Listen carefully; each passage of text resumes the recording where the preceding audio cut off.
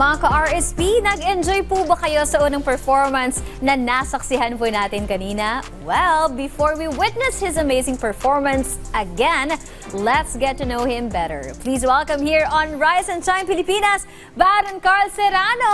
Hello po! Palakpakan naman for Baron! Ayun, Baron, paano ba nagsimula yung journey mo bilang isang singer? Actually po, nagsimula po yun yung first year po ng high school ko. Nag-ano po ako, nagbalitaan po ako. Oh! Balitaan. So, nagkaroon po kami ng isang broadcasting. Opo, nag-broadcasting po kami. So, ako rin po gumawa ng mga title. Ang title po ata sabi ko, Bombom Balita! Gaganan-ganan po ako noon. Ay, galing! Tapos, after po noon, sabi ko, bakit hindi ko kaya itry kantahin? Yung gamit ganun ng boses. Sa after po noon, mga kinanta ko po is mga English and dun po na-develop. Nung nahanap ko pa na, pwede po pala ako sa opera. Mga ganun. Oo. So, pero, nung bata ka, kumakanta ka na? Yes po, kumakanta na pero po. iba yung genre mo? Opo. Anong genre mo before? Ballad, ganyan? Opo, mga ganun din po. Pero, na-discover mo pala, ay, pwede pala yung ganitong boses? Opo. At mas na-enjoy mo? Yes po, na-enjoy ko po. Oo, mukha namang talaga nag-e-enjoy ka. So, paano mo nalaman na talagang kaboses mo si Luciano Pavarotti? Yun na po, nung nag-ano po ako noon, scroll, tapos nakita ko po si Luciano Pavarotti. Mahilig po ako mag-research sa mga mahilig po talaga mag-research. Tapos nakita ko po si Luciano Pavarotti ay napakagaling po na tenor. Tapos, tinry ko po siya kantahin ng opera niya.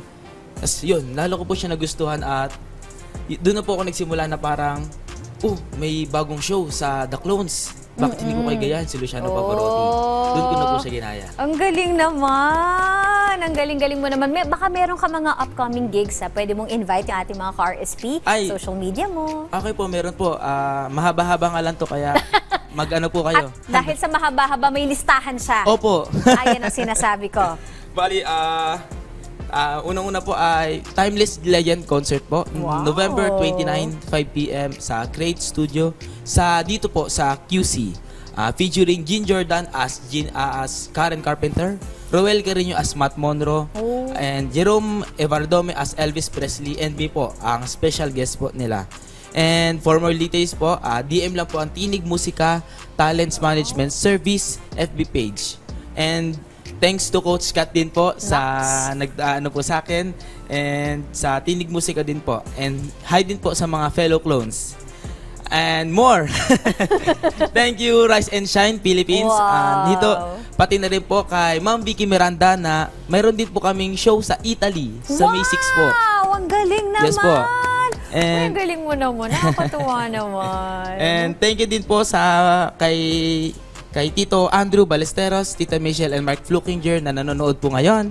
At kay Kagawad, Edong Mamerto, and sa Binday, San Fabian, Pangasinan. Ayun. Maraming salamat, Thank Baron. you po. At good luck sa pagpunta mo ng Italy. Ay, Grabe salamat naman, po. ibang level ka na. International ka na pala. O sige na, hindi na po natin patatagalin pa.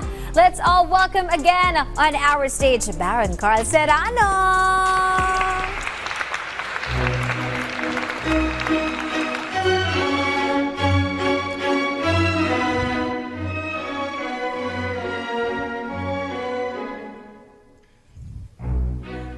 La donna è mobile, qual più mal vento, muta di senno e di pensiero.